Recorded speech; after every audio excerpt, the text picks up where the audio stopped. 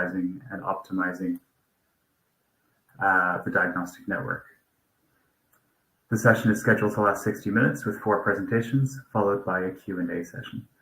As we get started, I'd like to remind all participants that the Q&A function is available to all listeners. There should be a link available in the chat. I'd first like to introduce Dr. Heather Alexander and Dr. Robert Luo to make opening remarks.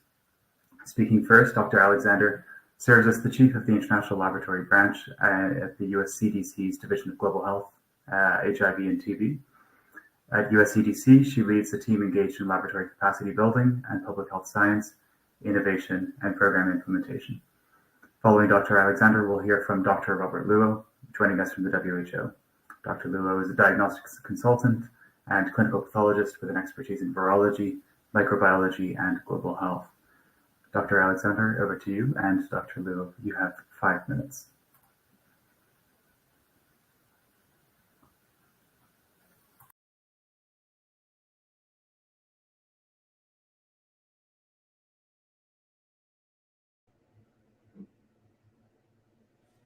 Hi, this is Dr. Lowe. I can start on behalf of myself, as well as Dr. Alexander, who may be running a bit late. But we wanted to thank the organizers for putting this session together and for allowing us to make some opening remarks. The diagnostic network optimization has been important for WHO for a number of reasons. I think the first main reason is because of its ability to help define the optimal mix of diagnostic platforms, to help identify the most appropriate locations of where diagnostic devices should be placed, and for helping programs understand and improve upon referral networks. We've also seen that it's a critical step to facilitating optimal diagnostic integration of molecular diagnostics, where testing for multiple different diseases can be integrated together. This was highlighted in a 2019 meeting that WHO hosted in Geneva on diagnostics integration, which I know many of you were a part of or have seen the meeting report, and then I think it's going to continue to be important. I do think diagnostic network optimization is even more important now for the following 3 reasons. First, the COVID-19 pandemic has showed us all how critical diagnostics are for responding to disease outbreaks, and has highlighted the need to leverage existing diagnostic networks to facilitate testing for patients.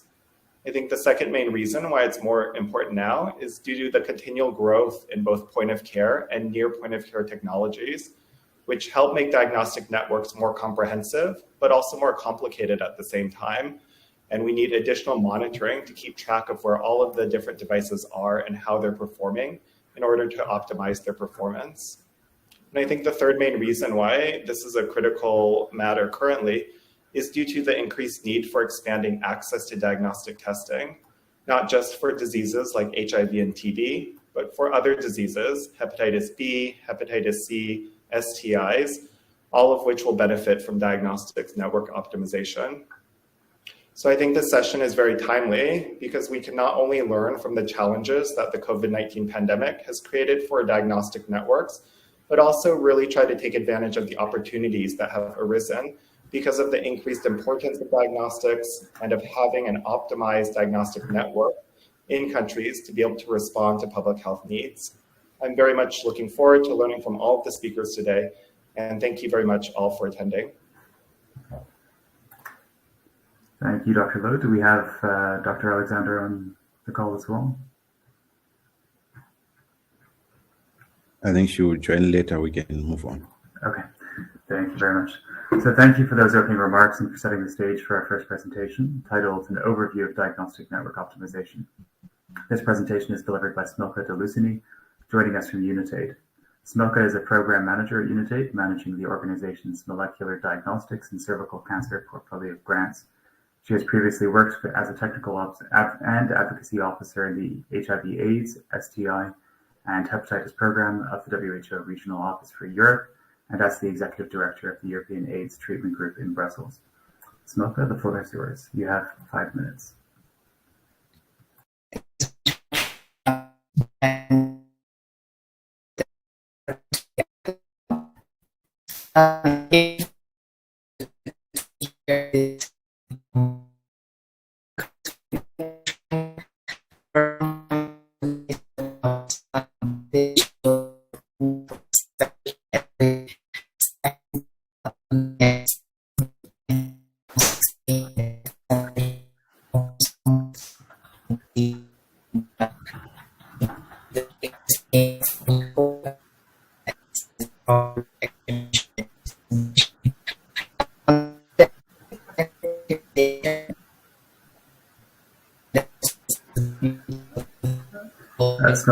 Smoke, sorry to interrupt. Unfortunately, we can't hear you very well. Your connection is breaking up.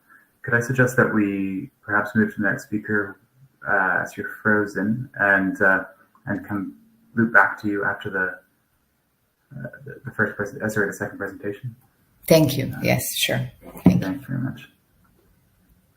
Next, I'd like to introduce Jason Williams, joining us from USAID, to speak on the topic of defining and measuring success of network optimization outcomes.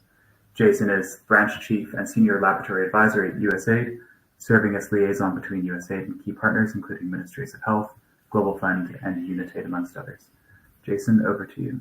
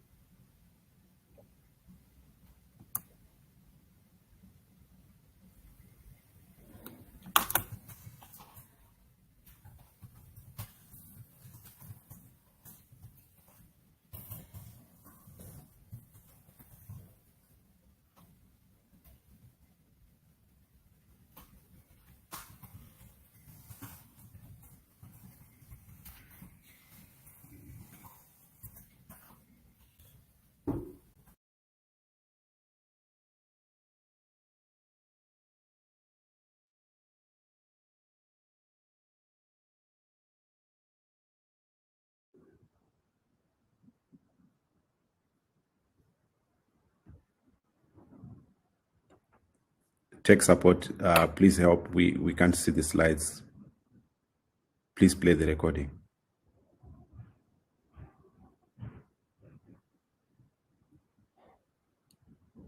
Hello?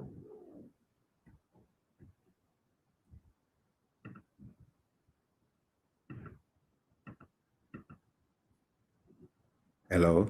Can you hear me? Can anyone hear me? We can hear you. Yes, we can hear you, Anafi. Okay. I wonder whether tech support can hear us. Okay, I think maybe we'll move back to Heather for opening remarks while we're waiting on tech support to roll the slides. Dr. Heather Alexander, you have 5 minutes. Thank you.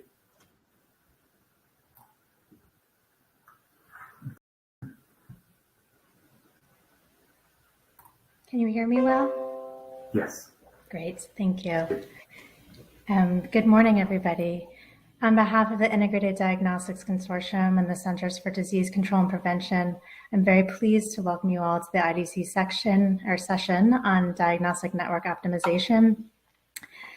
Diagnostic network optimization, or DNO, as we refer to it, has been somewhat of an elusive and challenging concept for many over time.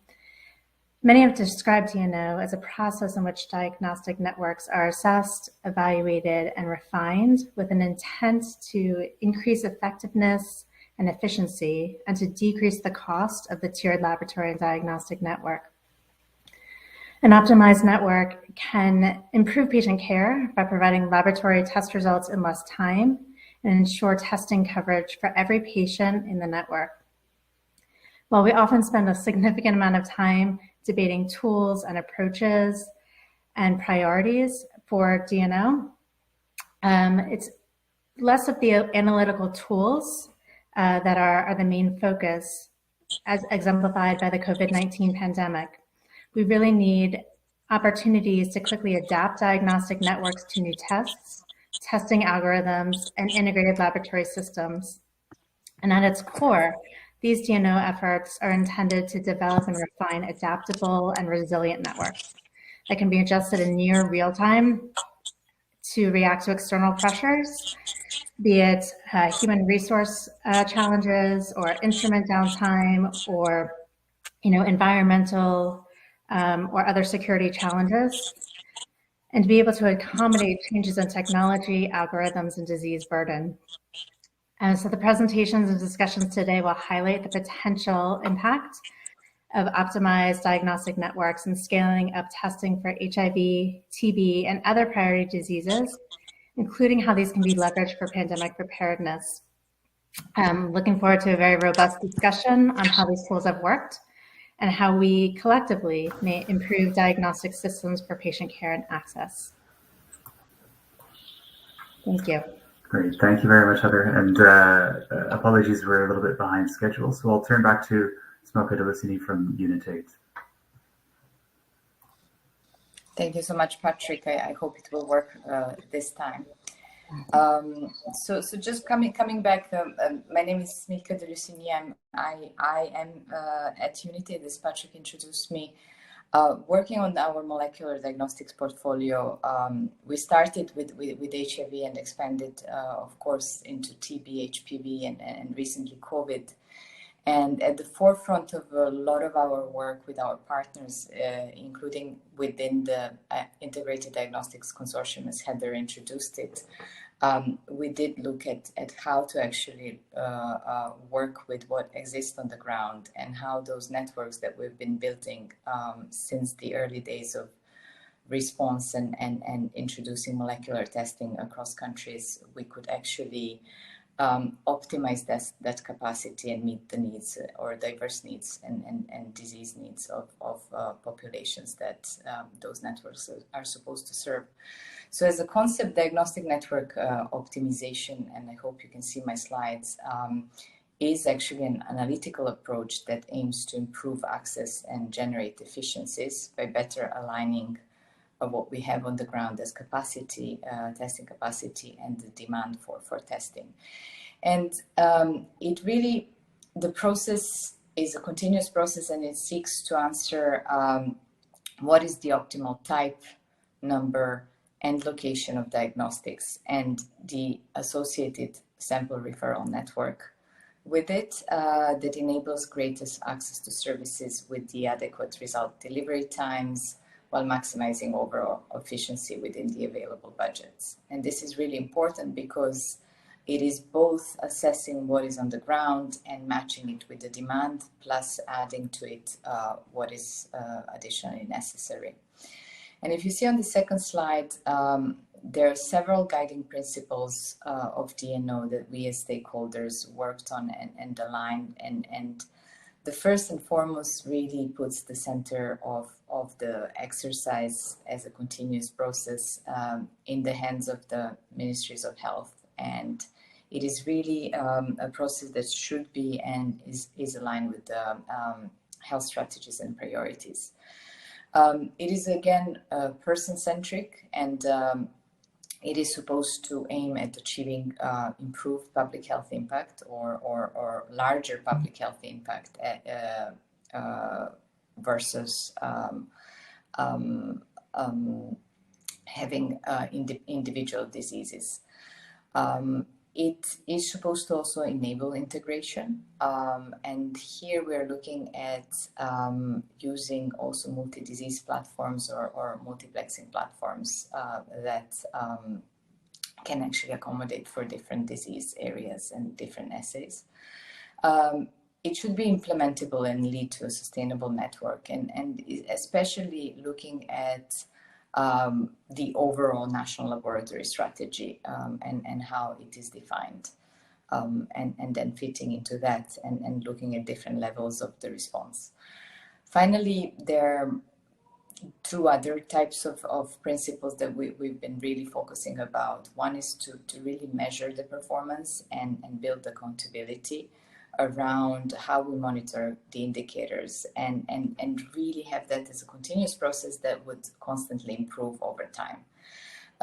Finally, we would like to promote, and this is something that we have been insisting on, the collaboration and transparency, so that really through that coordinated partnership of Ministries of Health, different investments and different supports to different disease areas actually feed into one and into that kind of vision of an optimized network.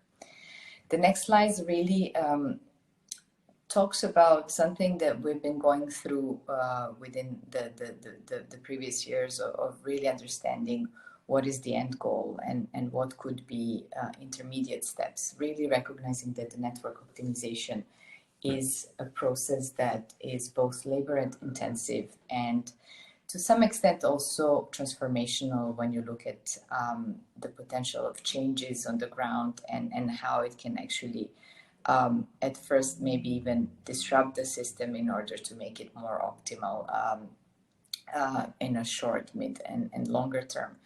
And in terms of different features of a full DNO, it really looks through, as I mentioned a little bit earlier, through the geography. So how big do we want to go in the beginning, whether we want to focus at the district level, regional, provincial, or national.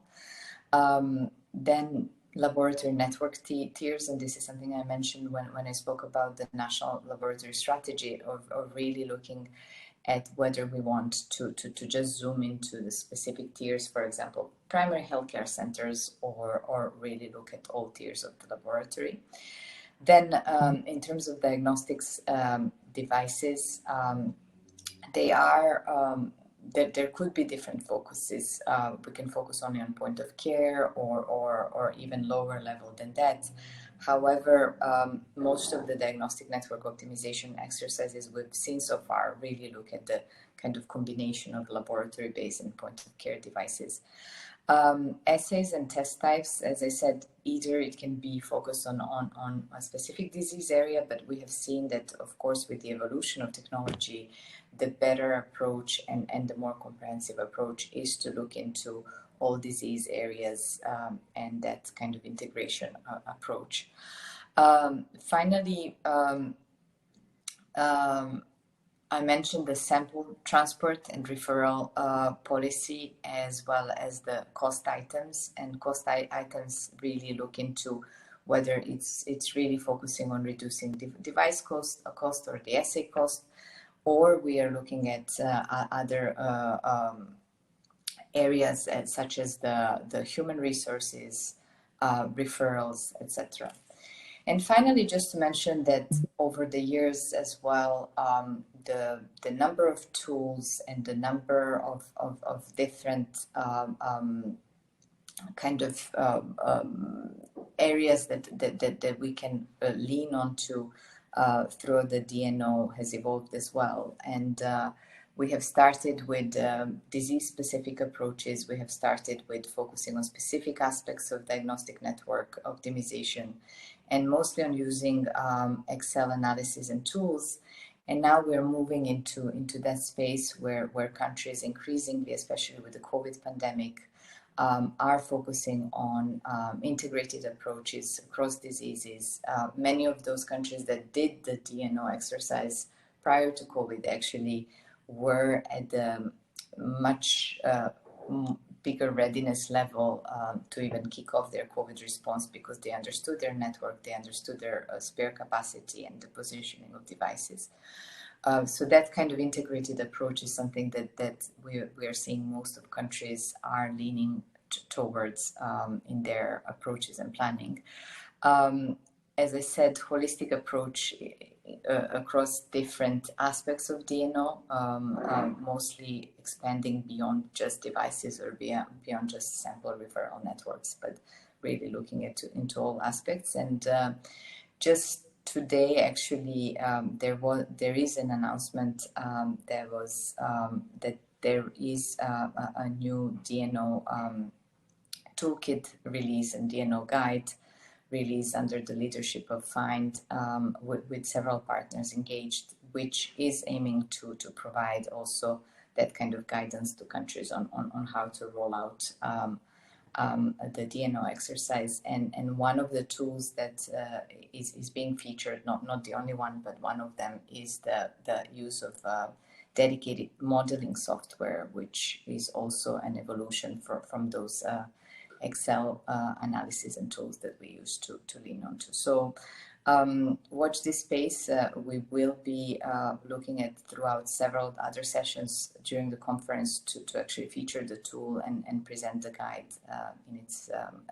in more detail. But thank you so much, and I hope that actually the slides in the end were projected to accompany my presentation. Thank you. Thank you very much, Monica. Next, I'd like to introduce Jason Williams. The presentation will be on defining and measuring success of network optimization outcomes.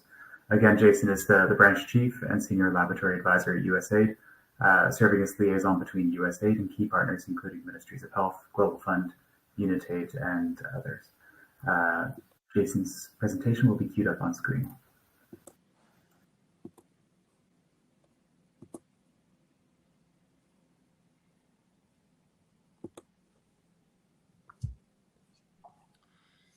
So good morning, everyone. My name is Jason Williams. I am the technical branch chief within the Office of HIV/AIDS, supporting the supply chain division in regards to procurement of laboratory-based products and developing laboratory network strategies within PEPFAR. Today, I will speak briefly around activities that follow a DNO, more specifically an operational plan, and some key data elements that I feel are important as part of monitoring the efficiencies and the progress achieved as part of implementing a DNO.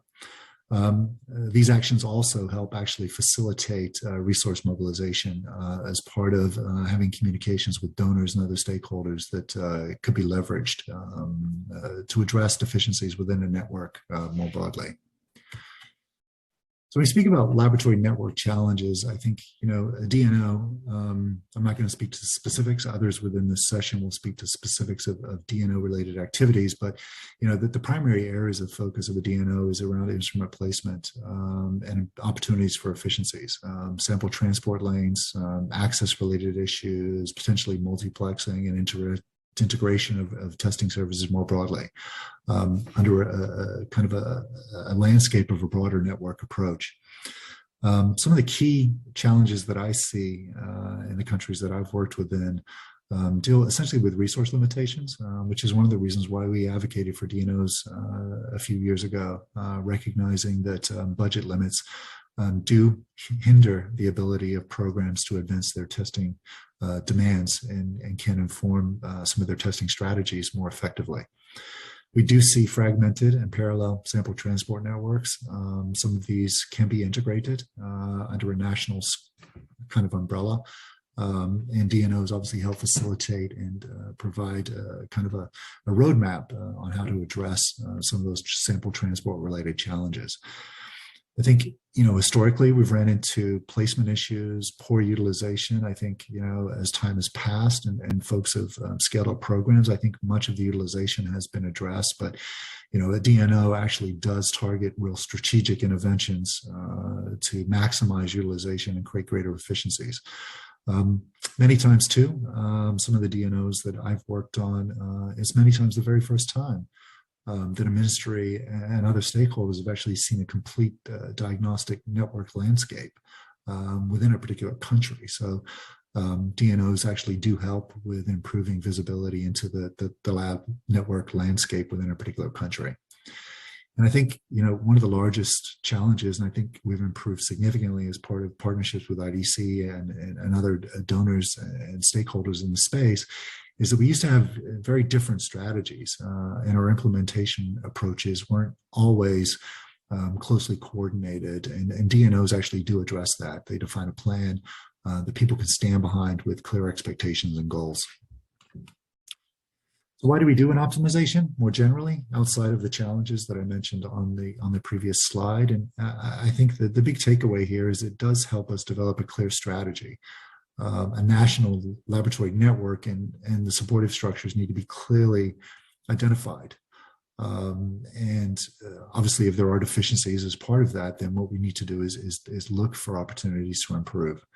So the DNO does provide us with somewhat of a baseline mapping of the laboratory network and the general support structures that are necessary to make it work as a starting point. And then usually as part of the DNO implementation, we actually do get a 3 to 5 year plan that is adjusted, obviously, for programmatic scale up, so we can get a better appreciation of the instrument demands by site, recognizing that we have a clear picture of demand growth as part of targets and just general kind of gaps within systems that are currently in place.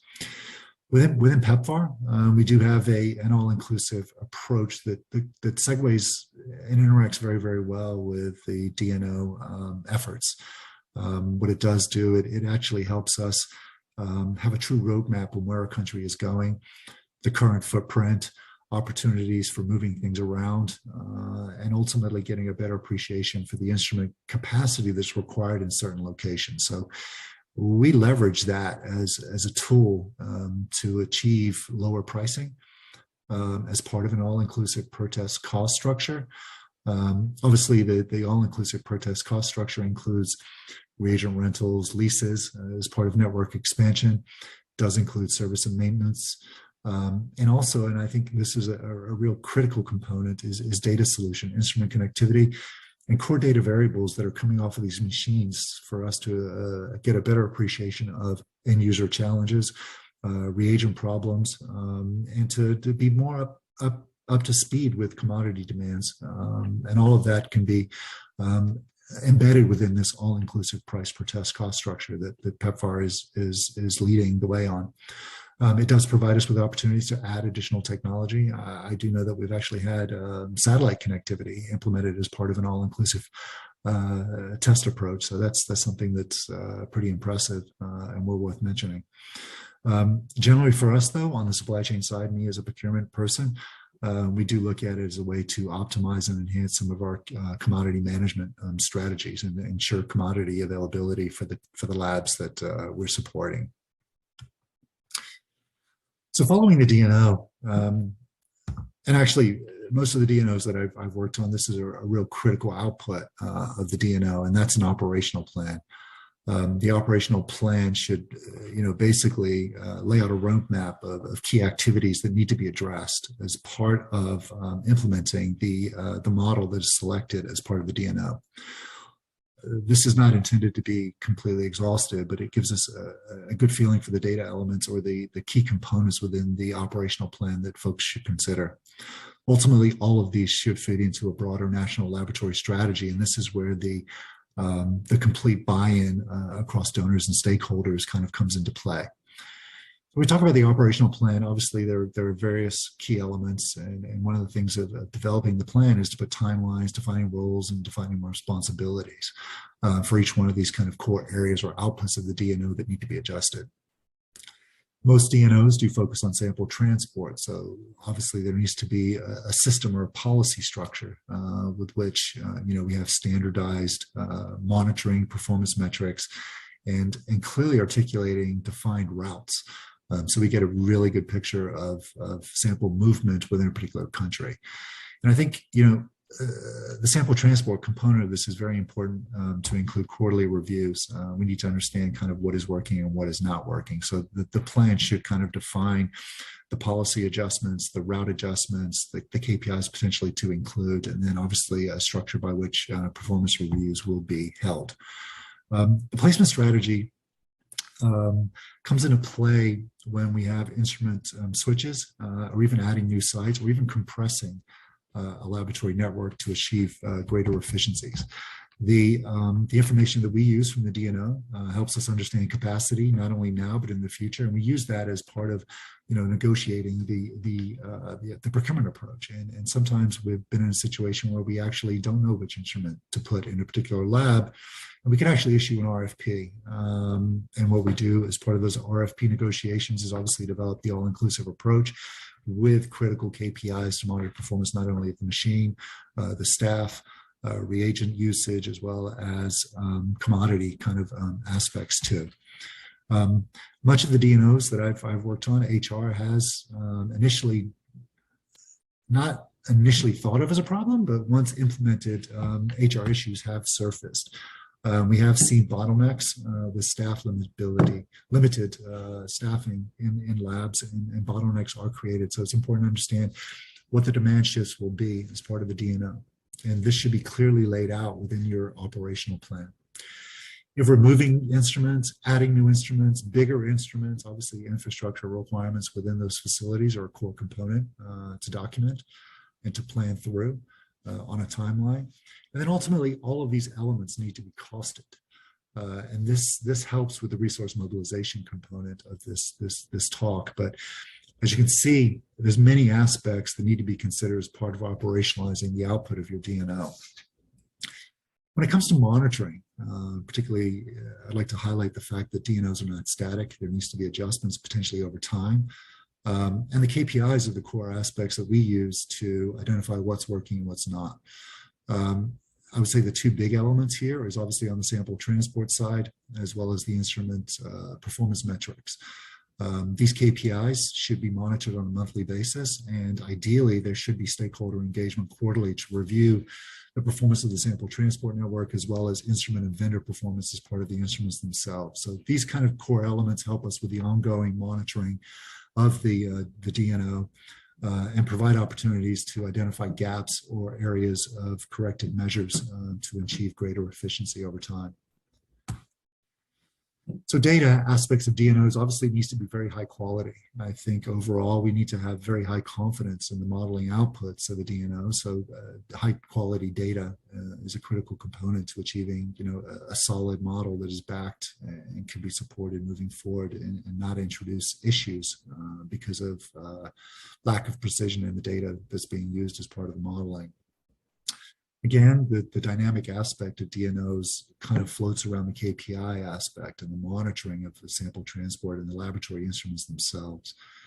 But ultimately, what we're trying to do here is determine opportunities for referral efficiency gains and to identify where your strengths and weaknesses are. Over time, the DNO can provide instrument visibility and guide the installation planning of instruments and replacement strategies. And again, negotiating costing structures within all-inclusive pricing schemes. But at the end of the day, the data provides us with a transparent way of developing a laboratory network, with a defined operational plan, with a timeline and a sequence of events with roles and responsibilities. And I think that's the kind of core aspect that we should all kind of stand behind post-DNO. Again, frequent reviews and updates. This is kind of the takeaway message here that sample transport and instrument performance are the two big aspects that obviously guide and enhance general kind of program performance. If we're having instrument issues, program will be impeded. If we're having sample transport related issues, program will be impeded. So again, this is kind of a high level takeaway slide, but ultimately DNOs are dynamic. Data is a key element that actually informs whether or not things are working well. And also as part of the operational plan, the data elements can actually help us with resource mobilization, as I've alluded to earlier. So with that, I'd like to pause and hand over back to the moderator, and I'm happy to take questions whenever the opportunity arises within the remaining time within the session. Thank you so much.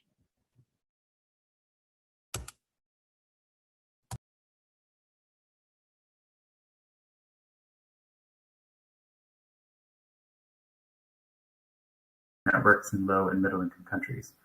This presentation will be made by Ashley Kalarakal from the Clinton Health Access Initiative, CHI. Ashley serves as the country support manager for the CHI Laboratory Services team and leads efforts under CHI's Diagnostic Network Optimization workstream. Ashley, over to you.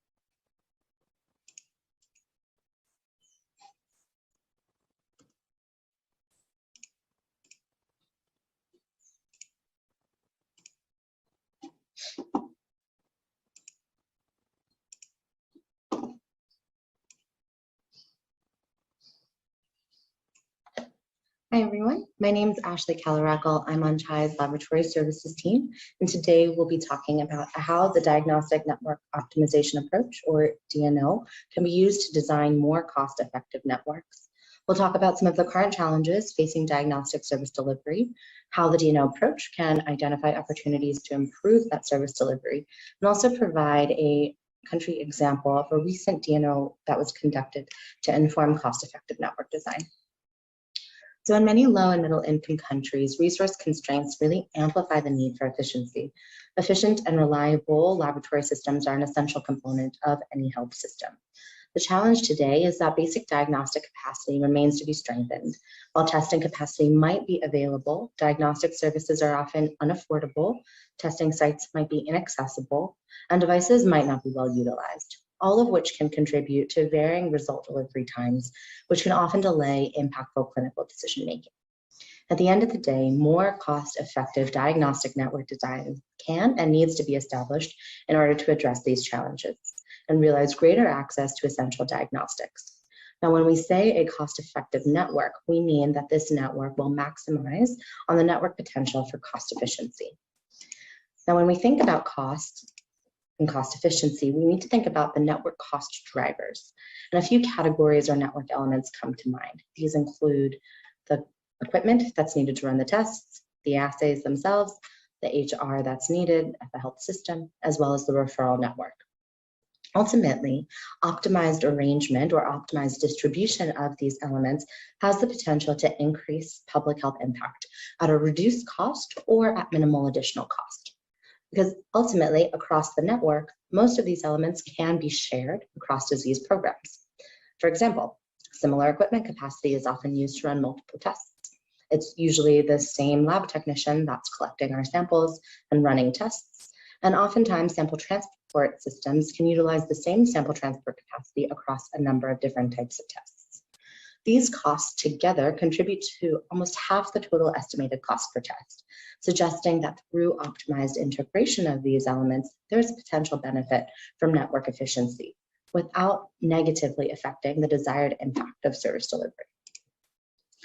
Ultimately, the DNO approach can help identify where network capacity for one disease can be adequately integrated to maximize impact across all of the diseases within our DNO scope. Ultimately, DNO seeks to answer what is the optimal type, number, and location of diagnostic capacity, as well as what is the corresponding optimal arrangement of the sample referral network. Together, that can enable greatest access to services with the lowest result delivery times while maximizing overall efficiency. When we think of the core DNO outcomes, we see this as twofold. We see that the DNO should maximize public health impact while at the same time minimize cost. An optimized network that maximizes public health impact is one that maximizes patient outcomes across disease areas. And this is seen through improved testing access, as well as reduced or shortened sample transport distances, resulting in reduced or shortened turnaround times, and ideally faster clinical action. We also see that an optimized network is one that enables shared capital investments or shared investments to the network that can be seen through optimized device utilization, as well as increased integration of some of the network elements we mentioned earlier. Ultimately, we should see that an optimized network is one where we have improved device placement, where the testing capacity is placed in a way that is better aligned with testing demand, that we see optimized device utilization through taking advantage of device multiplexing capacity, and we should also see optimized referral network assignments and sample transport systems. So over the last few years, we've seen a number of different countries engage in DNO exercises to design cost-effective networks that involve the scale-up of national integration plans. The majority of DNOs across the region have included both HIV and TB within their scope, and we've seen recently that even hepatitis, HPV, and COVID have been considered. These DNO approaches have used tools like LabAKIP, Supply Chain Guru, and more recently OptiTX, as these robust modeling tools enable visualization of the different network elements that drive the ultimate cost of the network, so that we can see scenario to scenario how these network elements contribute to overall cost and how they can contribute to the overall integration agenda. We'll actually use the next few slides to focus in on the Rwanda DNO example. In the last few years, the National Reference Lab, along with TRI, FIND, and Coupa conducted a DNO across the molecular testing network. Recommendations from this exercise informed optimal device deployment, reassignment of the referral network, and the accompanying sample transport systems. So the Rwanda DNO considered a number of molecular tests, including HIV viral load, EID, TB, HPV, and hepatitis. But today we'll just focus on an example from the conventional network, serving just HIV viral load, EID, hepatitis, and HPV. Now, over the next 4 years, it's anticipated that the demand here will significantly increase, except for that of HIV EID. In the country, EID volumes are quite low, and given the recent WHO guidance, the national priority is actually to shift these volumes to the point of care network. So the majority of the demand that will be serviced by the conventional network is HIV viral load, hepatitis, HPV. And these will be routed to 14 devices within the conventional network. These 14 devices are known as viral load hubs and comprise of 2 to 3 different types of devices, each with varying volumes of annual throughput, resulting in varying annual testing capacity at these different locations. The baseline referral network that assigns the viral load volumes to the conventional site took into account the existing referral rules, which meant that no samples were transported across district lines or provincial boundaries. Samples are typically collected at lower level health facilities, then sent to nearby pooling sites. From those pooling sites, conventional sample transport trucks would come to pick the samples up, I think, twice a week, and then take them to the assigned conventional testing site. So using Supply Chain Guru, we were able to map out a baseline network where we were able to visualize the referral routes along with the resulting device utilization. Across all the conventional sites, we identified that there are 7 sites projected to exceed optimal device utilization, keeping in mind our optimal device utilization is around 80%. These devices would likely have increased volumes of samples with longer turnaround times due to sample backlog, as well as maybe even increased device downtime due to the need for increased service and maintenance. Now, on the other side, we see that there's actually an opportunity within this baseline network because there are 7 sites projected to have available capacity, which could be better utilized through referral network adjustments. So ultimately, at the end of the day, this baseline network is showing us that there is an opportunity to better align some of the testing capacity in the country with the testing demand. To do this, we looked at tweaking a few different network objectives. The country first looked to the referral network to see if they could adjust the assignment of the sample collection sites to pooling sites and then the conventional testing sites. This process was quite iterative, and once done, we realized we actually needed to also think about either swapping devices or moving devices to better align the available capacity with the demand of that region. The recommended network that we were able to design shows that a more optimal utilization of the available device capacity is possible at minimal additional cost to the network. Now, network optimization efforts continued beyond just device capacity and testing demand alignment as the team also worked to optimize the corresponding sample transport network servicing the conventional network. So at our baseline sample referral network, we see that there is a centralized placement of the sample transport vehicles. There are 7 in total for our baseline network servicing the 14 conventional hubs. These sample transport trucks begin at a central site, travel to pickup locations or our pooling sites, travel to the corresponding testing hubs the truck has been assigned, and then return back to the centralized location. With 14 hubs being visited about twice per week, the total weekly distance traveled is about 7,000 kilometers. Now, the proposed sample transport network design considered decentralization or decentralized placement of the sample transport vehicles. We also identified the need to reduce the total number of sample transport vehicles from 7 to 6.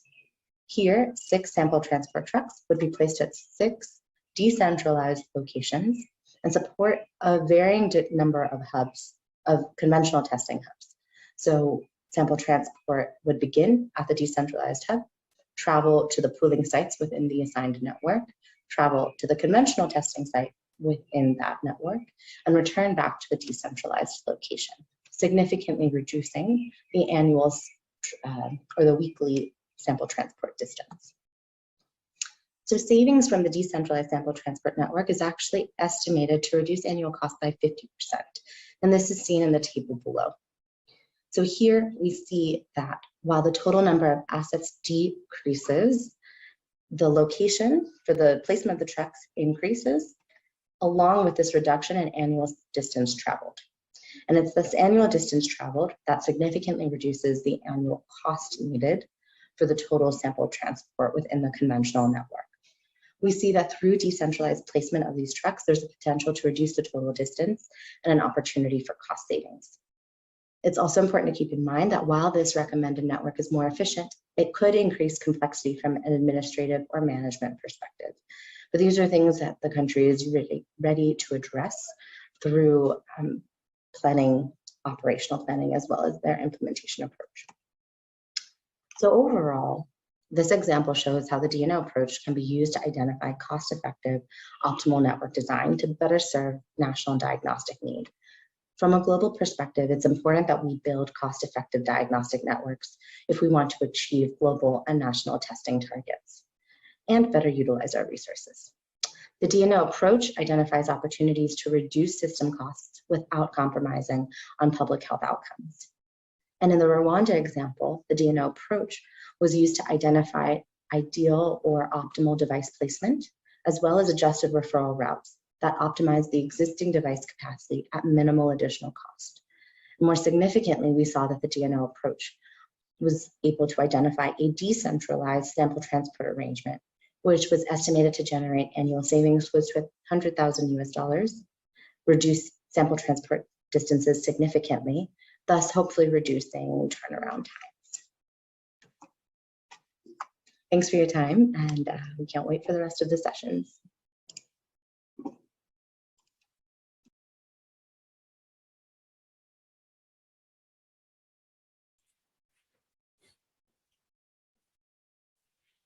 Hello, my name is Mark Paul Okoye, and I'm the Laboratory Branch Chief for CDC Nigeria. May I start by thanking the ASLM conference organizers for giving us the opportunity to share our experience optimizing the existing molecular laboratory network in Nigeria and leveraging this to support COVID-19 testing as part of our pandemic response. Here is my presentation outline. By way of background, the PEPFAR Nigeria program had been exclusively responsible for supporting more than 27 PCR labs for HIV viral load and early infant diagnosis EID testing in Nigeria. This was observed to be non-sustainable and inefficient. So, in 2017, we commenced the process of diagnostic network optimization by streamlining the total number of PCR labs in the country from 27 to 16, strategically locating these to ensure whole country coverage. And we also devolved funding responsibilities for some of these labs to the Global Fund program, as well as the government of Nigeria. Given our projected huge expansion in viral load and EID demand in the country, it was clear to us ab initio that we could not depend on the capacity of the 16 PCR labs as they were to meet this demand. We therefore targeted 6 of the labs and upgraded these to mega labs by deploying very high throughput Rush 6800 and 8800s in half of these, and 4 units each of Abbott M2000 in the remaining half. This slide shows the 16 PCR labs and the mega labs strategically located in the North Central, Southeast, and Southwest regions, based on the projected sample volumes from this region. To ensure efficient sample referral system, we also engaged key stakeholders and designed an integrated sample referral system for the country program. This system, shown on the right side of the slide, was rolled out in 2018 and has been responsible for the pickup and transport of viral load, EID, and CD4, as well as TB samples from health facilities to the linked labs and return of results to the facilities. I wish to note that some of the persons who were instrumental in our diagnostic network optimization and sample referral system initiatives are in this symposium today, and I would like to thank them profoundly for their support in this regard. With the emergence of COVID-19 pandemic and the first case reported in Nigeria in February 2020, at that time, there were only 3 real-time open system PCR labs with capacity for COVID-19 testing. There was therefore an urgent need for us to rapidly scale up diagnostic capacity for COVID. To do this, we developed a strategy wherein we prioritized the use of the existing PCR lab network to ensure unlimited access to clients, ensure testing at the required scale, and ensure a short turnaround time for test results. We therefore adapted the mega labs and leveraged these for high volume testing of COVID-19 samples at the regional levels, taking full advantage of the existing sample referral system. We also adapted the existing GeneSpart laboratories for TB and integrated COVID-19 testing into these. This was for decentralized low volume testing of COVID at the state levels. These were to be complemented by the real-time open system PCR platforms and the deployment of antigen-based testing as necessary. Using this approach, we have been able to sustain COVID-19 testing and have been able to meet the demands during the first, second, and third waves we have experienced so far. Despite the integrated HIV, TB, and COVID-19 testing using common platforms, we have been able to sustain high volume testing of viral load and EID. This slide shows the trend of viral load coverage and suppression for PEPFAR program in Nigeria from 2019 to July 2021. As can be seen from the slide, we experienced a rapid leap in our viral load coverage and suppression between 2020 and 2021. These were also the peak periods of the COVID-19 pandemic in the country so far. Nigeria is one of the few countries that recorded growth in TB testing and treatment in 2020 relative to 2019 data based on the Global Fund report for 2021. This slide shows the data from one of the GeneSpart laboratories providing integrated TB and COVID-19 testing. As can be seen, the COVID-19 testing did not impact the TB testing during the period. We are at the moment collecting additional data from the other GeneSpart labs for expanded analysis. Some of the major challenges we have had to manage in this approach included coordination between disease programs and the Public Health Institute. We also had to redesign sample workflow in the labs. We managed COVID-19 exposure among lab staff. We had to shut down some of the labs temporarily as a result of COVID infection. We also had to adapt our existing laboratory information management system to create COVID-19 module and interface this with the surveillance reporting system. The huge work burden created by this integrated testing necessitated implementation of 24-hour service for some of the labs, with its attendant staff burnouts.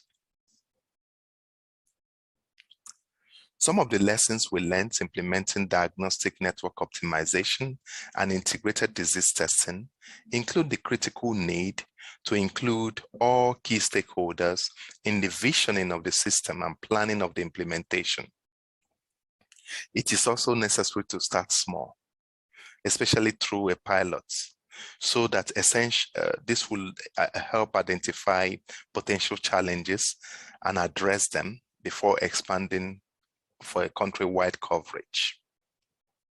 We cannot overemphasize the importance of having a robust sample referral system and the use of a lab information management system that allows the introduction of new disease modules as necessary. Bolstered by our achievements so far, we have now planned to roll out integrated EID, TB, and COVID-19 testing using the GeneXpert 16 module platforms. This initiative will be facilitated by the rollout of an integrated HIV, TB, and COVID-19 screening in our supported ART facilities. We will also be rolling out enhanced infection prevention and control implementation in all the sites where this integrated HIV, TB, and COVID-19 testing will be implemented. May I acknowledge and thank again all those who have contributed in these efforts, while thanking you all for listening. Thank you.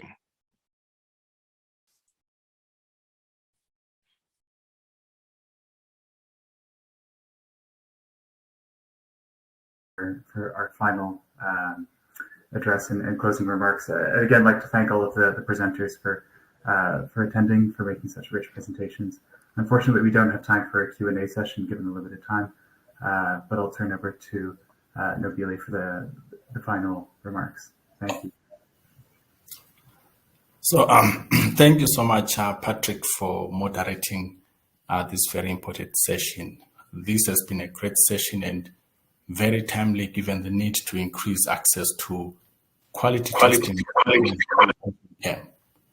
The need for diagnostic services continues to expand as countries strive to meet global health targets such as 95, AIDS, and other equally ambitious targets to reduce the burden of malaria and TB and eliminate hepatitis and cervical cancer. The increased demand for testing has applied much pressure on already fragile and underfunded laboratory ecosystem.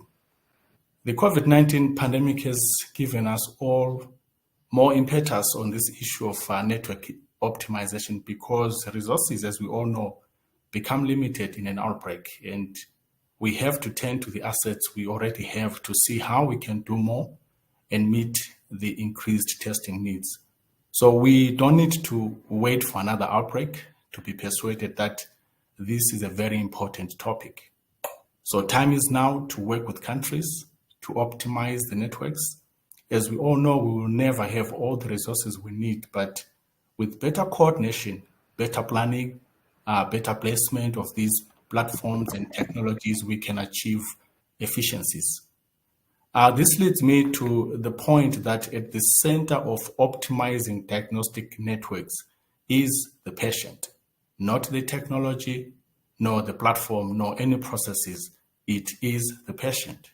How can we empower the patient in terms of access to diagnostics when they present at a health facility with different conditions? That's the biggest question. So thank you all for the great presentations and very clearly articulating the impact of optimized diagnostic networks in scaling up testing for HIV, for TB, malaria, and other priority diseases, including how these can be leveraged for pandemic preparedness, as we have been talking about COVID-19. So 3 things I picked as I close, I believe, as a way forward. Number one, we need to really make an effort to bring many countries now to think and move to optimize their networks. Secondly, we need to provide clarity and define the metrics for measuring success of network optimization outcomes. And finally, we need to ensure that we minimize cost per test, and eventually this cost will translate even to the patient. So with these remarks, I want to thank you all, the presenters and the participants, for coming to this session. This marks the end of our session. Thank you so much.